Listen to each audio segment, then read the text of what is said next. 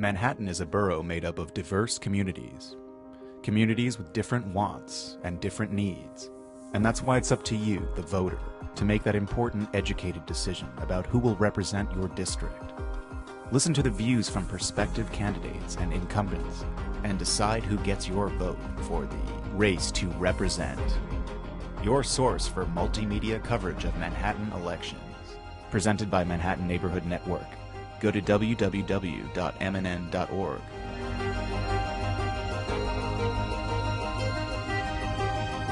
Welcome. The League of Women Voters of the City of New York and the Manhattan Neighborhood Network are pleased to bring you a debate between the candidates running for Manhattan Borough President. The winner in the general election on November 5th will take office in January 2014. I'm Kate Doran, and I'm a member of the League of Women Voters of the City of New York. The candidates are seated in the order of their closing statements, and we'll have several rounds of questions. We'll start with up to 1-minute responses and 30-second rebuttals at my discretion. Let me introduce the candidates. Gail Brewer, the Democrat, on my left, and David Casavis, the Republican, on my right. Welcome. Thank you. The first question will go to Ms. Brewer. If you are elected borough president, Ms. Brewer, what will be your first order of business? Well, the first order, of course, is what I think people in Manhattan are most concerned about is how do we address the challenge of providing affordable housing. Everywhere I went during the campaign, and certainly for the last 12 years, has taught me that this is a huge issue. You can't do it alone as borough president. You have to involve the mayor, the city council, the other borough presidents, but figuring out what is the way and the path to affordable housing and the prevention of losing affordable housing. That's what the first order of policy business is.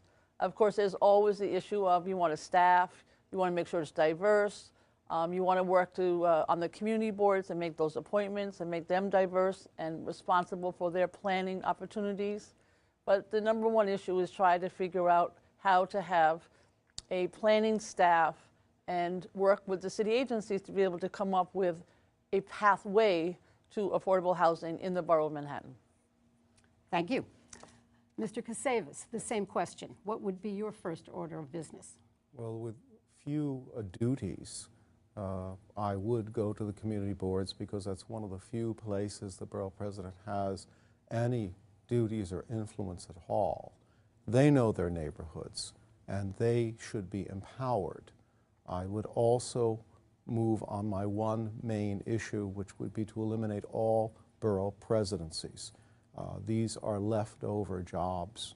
They are jobs that go to the old Board of Estimate. This is the old government, the government before the City Council took its rightful place.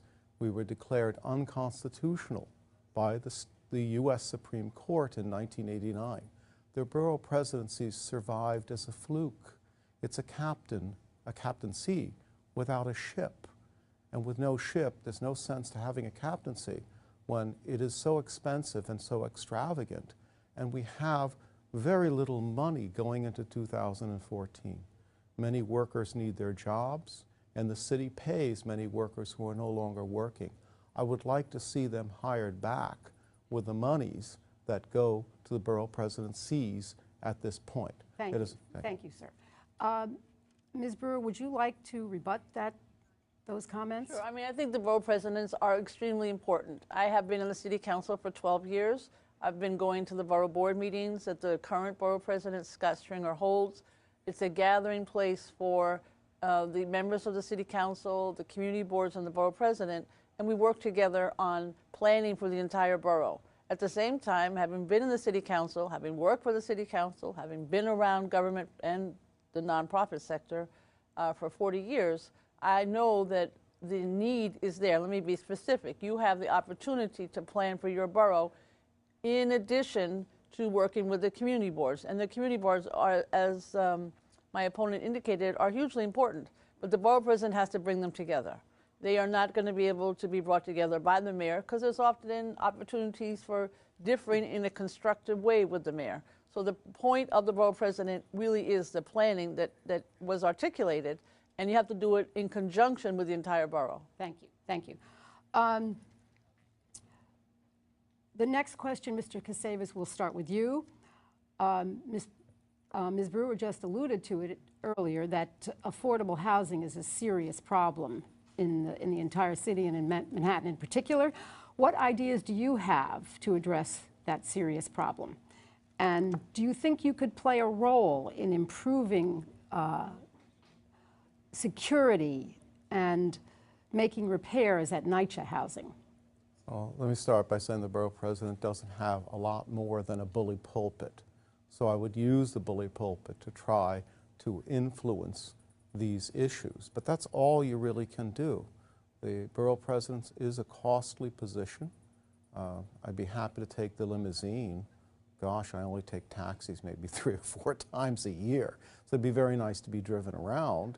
But in the end, what one has to do is one has to advocate and also not take credit for what other people do. That's a real important point I want to make.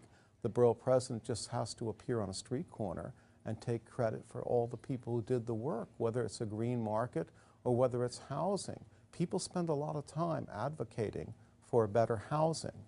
We need more housing. We need more places for people to live, and we need places that people can afford given their paltry salaries. And city workers have paltry salaries, and they're affected too.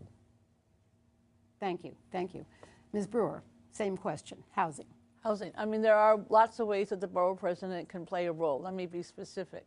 The borough president has as a mandate to participate in the Uniform Land Use Review procedure, which is basically the zoning rules and regulations. The zoning includes the city council and the mayor, but the borough president can say, this proposal will only go through if there is inclusionary zoning or mandatory inclusionary zoning, or if there's a school in this project. The borough of Manhattan is right now chock full, good and bad, of proposals to be brought to the neighborhoods. And the borough president has a major role in figuring out with the community boards and their wishes how to provide affordable housing and for what band of income, and particularly where there's a city-owned land. There's several projects coming up now where there's projects on city-owned land, and the question would be what kind of affordable housing, number one. Number two, the borough president does have a role in funding. There are funding capital and there's expense funding. And the question is, how do you provide the support for tenants in current buildings so they don't get evicted and they're able to stay in their homes? And number three, the borough president has a role with the community boards to figure out what should be the plan for affordable housing in their neighborhood. So I would actually argue on this particular issue, the borough president has a major role. Thank you. Thank you. Let's move on to education. And we'll start this time with Ms. Brewer. Do you support modifying mayoral control of public schools? If yes, what changes would you like to see? And let's also talk about this co-location of charter schools, which is very much in the news right now. In terms of the borough president, just so our listeners and viewers know, has a role in the sense the borough president makes appointments to the local parent organizations called CECs and to the Citywide Board of Education known as PEP. These acronyms are endless, so I try to make them simpler. So they do have a role. The borough president does have a role. In terms of mayoral control, what I would argue is we need municipal control. And what I mean by that is that the citywide board, I call it the Board of Education, now has members appointed by each borough president and by the mayor, a majority by the mayor.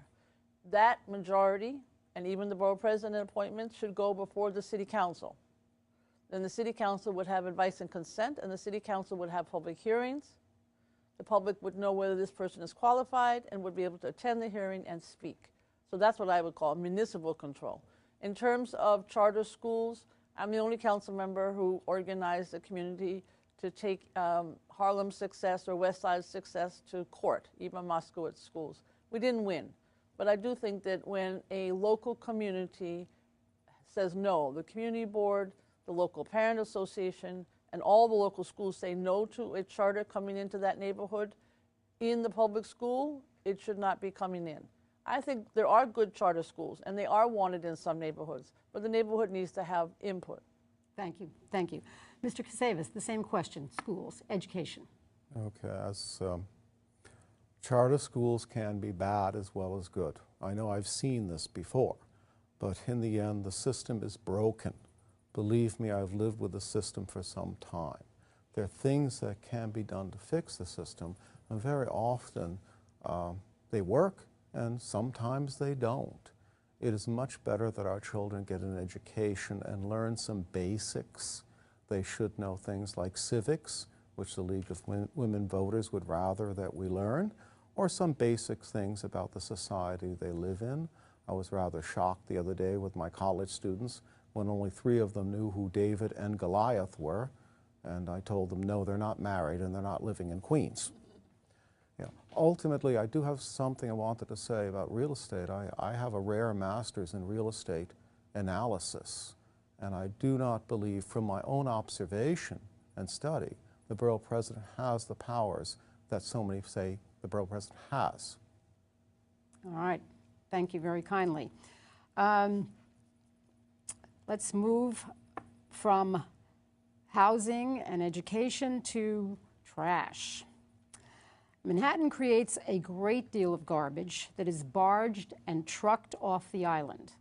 Do you support the reopening of the East Side Waste Station? And if not, what ideas do you have? Or even if yes, what ideas do you have for removing garbage from our island? This time we'll start with Mr. Casavis. I thank you for the question. I particularly thank my opponent for opposing the waste station, or being kind there. I helped to form the one-issue party, Dump the Dump, and that is to get rid of the waste station. It is going to be a blight because it is in an area for recreation, and many of our children should not be exposed to this. So those of you in Manhattan are not close to this issue, physically close. If you see Dump the Dump on your ballot, that's why it's there. East Side people are particularly concerned of this. It just doesn't belong there. The neighborhood is really upset. Some alternative can be found, and I would like to work with the mayor, the future mayor, to make sure it's somewhere else. It can't be where it is. It's a question of the health of the children and the viability of a neighborhood which uses that area for recreation. It just can't be done, and people are going to be pretty upset. Thank you. Ms. Brewer, same question. As my opponent indicated, I did not vote for it in the City Council. I have taken the pledge, and I do not think that the transfer station at the 91st near the East River is a good idea, and I do not support it at all. But let me be specific about what we do about our trash. Manhattan and the whole city, we only recycle at 22%. That is pathetic.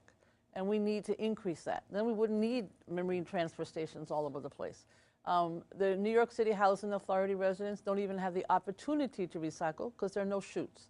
I do think that the mayor pushing the notion of getting rid of our putrescibles, our food waste is a good idea, but it's very late to be doing this. We need to do it in a really focused way. And I think we also need to do better education so the public understands what goes where. In European countries, it is very clear. Either you put it in the right basket in the bin or you get a huge fine.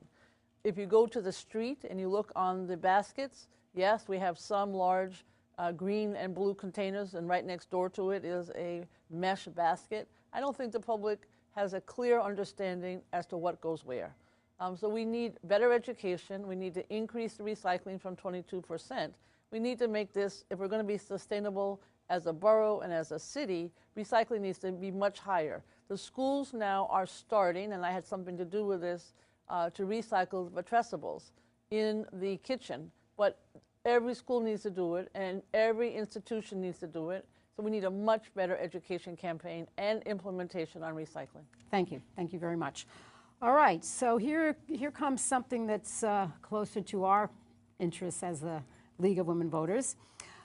The city just conducted a very expensive runoff primary election for public advocate. Do you support eliminating runoffs entirely, or do you support instant runoff voting for the 3 citywide offices? And this time we'll start with Ms. Brewer. IRV, which is the acronym for instant runoff voting, I do support it. This particular, in fact, I even have legislation with Councilmember Brad Lander to do that for the public, and I have my own legislation to do IRV, it's a funny acronym, for military and absentees. So I am very supportive. This recent election cost, I believe, around $13 million. And if you do the math, I believe it's around $69 per voter.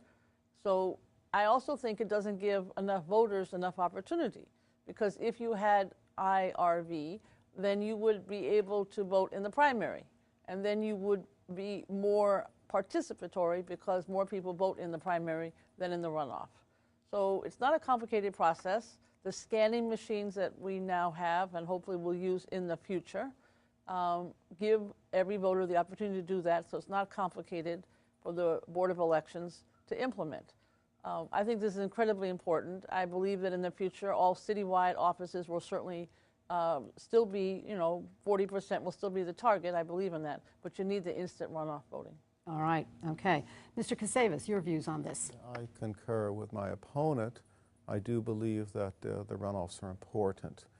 Consider that the primary is generally the election, and sometimes 11% of the people vote, which means whoever we get in office in the primary is the eventual victor, which is why I'm running on 4 party lines. I'm running on the Independence Party, the Libertarian, and Dump the Dump. Why?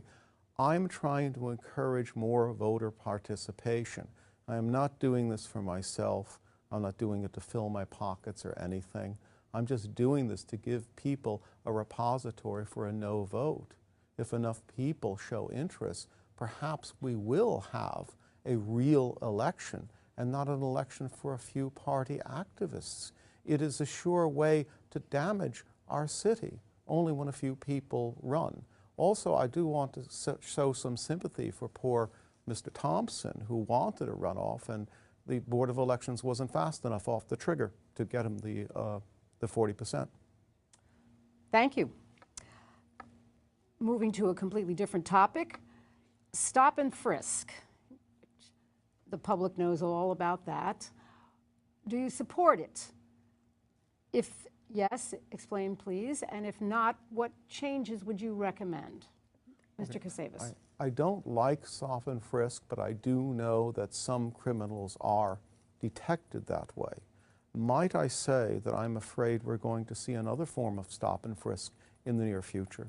The city doesn't have enough money, and what the city does when it doesn't have enough money is it tends to ticket people. And it's not always ticketing people from New Jersey who do not make the right turn in New York City.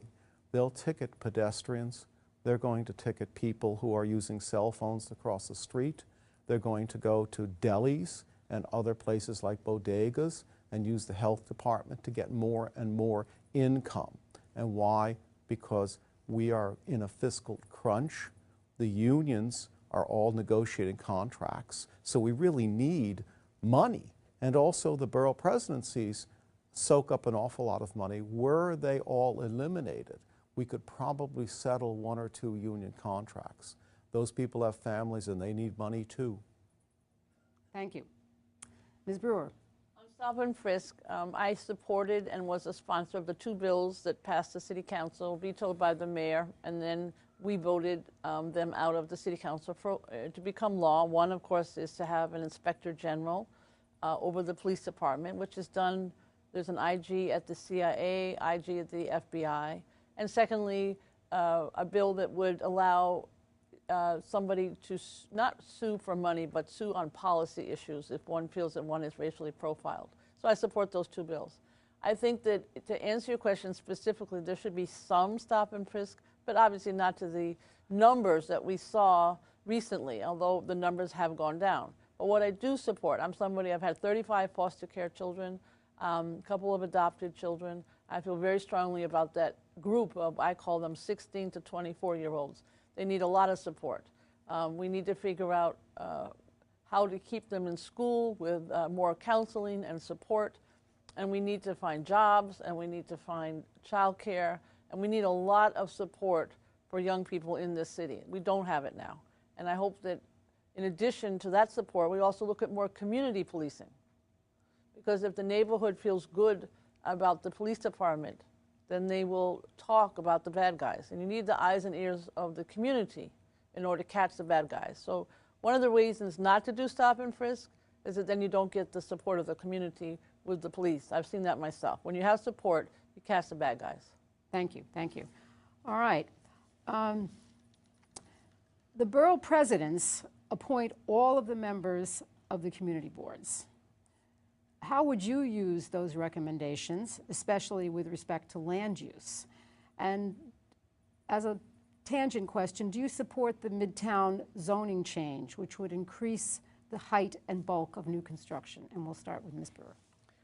In terms of the community boards, as a city council member for 12 years, I have participated in the process. So I have made my own appointments to the borough president and then to the community board itself. So I think the borough president currently has done a good job. There's a panel that looks at the resumes that come in, an environmentalist, somebody who works with the Bar Association, and they look at the recommendations, so it's not just the staff, which is important, or the borough president. I would continue that.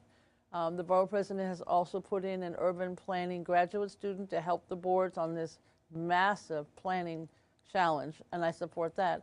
I happen to have passed the open data bill, and the city of New York is, if you really get excited about data, and I know my opponent knows more about it than I do, but I love data and I love technology, and I'm delighted that the city agencies are putting it onto one portal.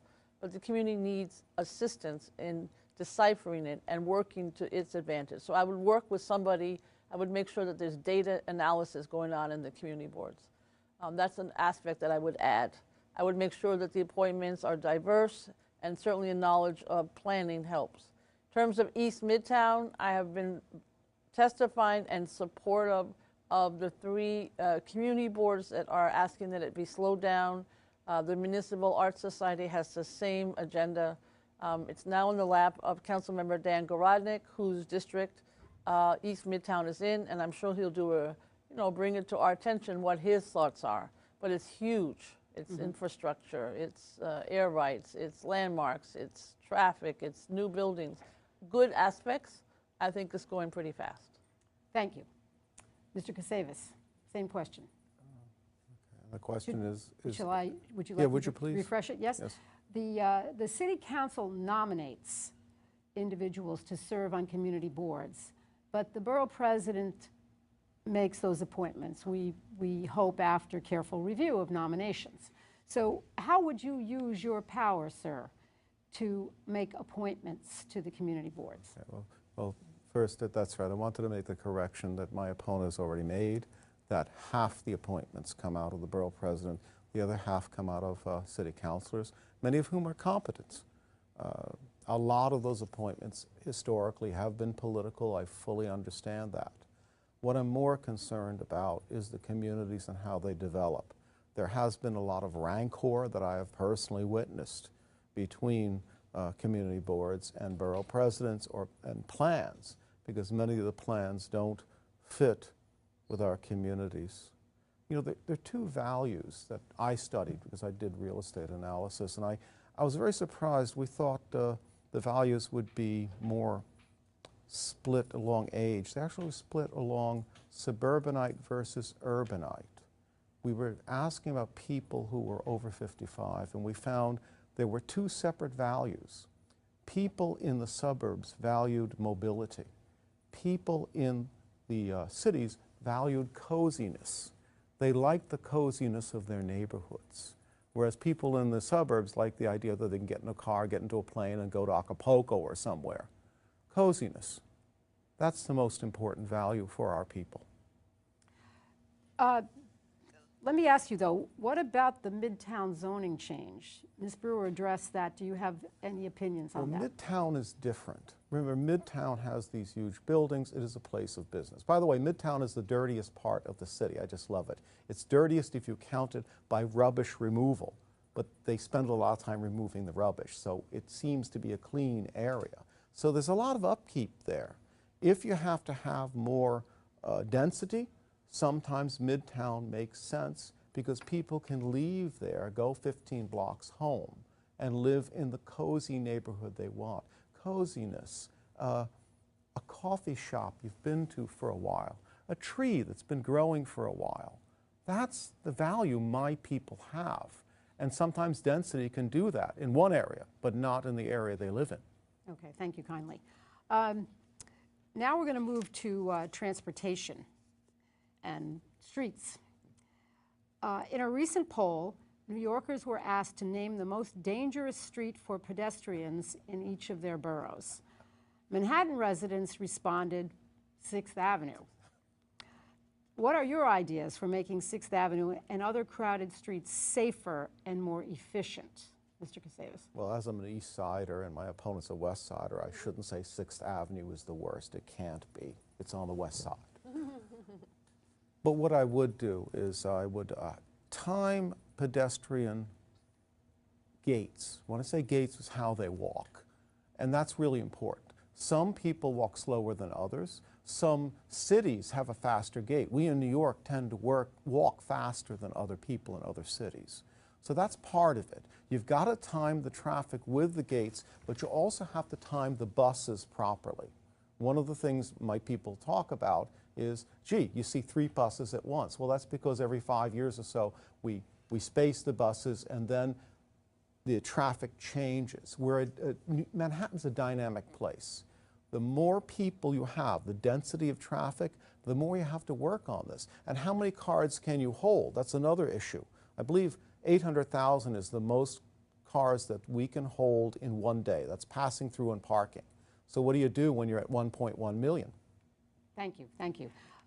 Ms. Brewer. Well, pedestrian safety is incredibly important. And as a council member, I've worked on it. We sponsored a West Side transportation study in the West 70s, 60s, and we also did one around 94th, 95th Street, which we are continuing. So it is very important. And I do think that the issue of countdown signals has helped because we can see how many more seconds we have to cross.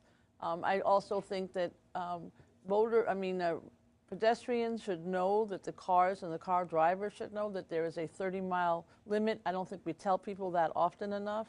I do think that just generally speed bumps near schools will help. We need to have more of those. There's now a 20-mile-per-hour maximum around schools in the city of New York. So there are, and I actually think that some of the neck downs, as they're called, on streets help. People complain about the fact that there are bike lanes and there are places where plazas and people could sit, but it is slowing down the traffic. You could argue that it's making it more congested, but I think we need to look at that in a different sphere. When should, trucks be doing deliveries? When should we have, certain ways to have better transportation so people leave their private cars at home? But pedestrian safety only takes place if yes, people can cross the traffic carefully and safely, and second, traffic slows down. Thank you very much. We only have a few minutes left. Let me give you, let's say, 2 of what some like to call lightning round questions. Do you support the expansion of City Bike uptown? Yes, it's done well so far. One word. Oh, sorry. Yes. Ms. Brewer, yes, okay. Do you think New Yorkers should be able to register to vote online? Yes. Mr. Casavis? No, it's a responsibility. All right. So now it is time to go to our closing statements. And as was determined before the debate, Ms. Brewer will begin. Thank you very much. Well, I want to thank the League of Women Voters. I want to thank Manhattan Neighborhood Network. And I also want to thank, during the primary, all the Democrats in Manhattan for voting for me. I'm deeply appreciative. I have 40 years of work, either in the private sector or more specifically in the public sector. I've been on my community board. I come out of the women's movement. And I feel very strongly that the neighborhoods are important to our city. And as borough president, I will work to, as I indicated earlier, to plan effectively. Obviously, affordable housing is the #1 issue, but so is job creation, so is making sure our schools are not overcrowded. I'm a believer in transparency, so I will webcast as much as I can. I will put as much information available on the online to the public. But more importantly, I want to work to bring the stakeholders together on bully pulpit issues and issues that I think are important: quality of life, education, housing, and jobs. These are all issues that I care about. I look for your vote on November 5th. Thank you very much. Mr. Casavis. First, thank my opponent. I thank my opponent for taking time out from a real job. She works for the City Council, and we're both running for a largely ceremonial job. I also want to say that 2014 is going to be a very difficult year. All the unions' contracts are up, and there's going to be a lot of back pay that is going to be legally demanded, and there's not a lot of cash to pay them. And I really fear that there will be a ticketing blitz, a sort of stop and frisk for anybody to get money from them so that we can pay for people who legitimately are owed this money. I feel the borough presidencies is one way to save by getting rid of them. I also want to say topography. There's only one person in the borough president's office who does topography. About 30 some odd were sent to the city under Ruth Messenger when she was borough president. I would like to take them back, but that would mean eliminating about 30 or so patronage jobs. I think that would save the city money. I'm stopping now.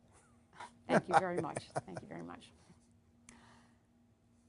I thank the candidates for participating in today's debate. For more information about voting, candidates, your poll site, and the 6 ballot issues that are going to be on the ballot in November, contact the League of Women Voters at lwvnyc.org, vote411.org, or you can phone us if you like to talk to a human being, 212-725-3541. Election Day is Tuesday, November 5th. Polls are open from 6 a.m. to 9 p.m., and please come out to vote.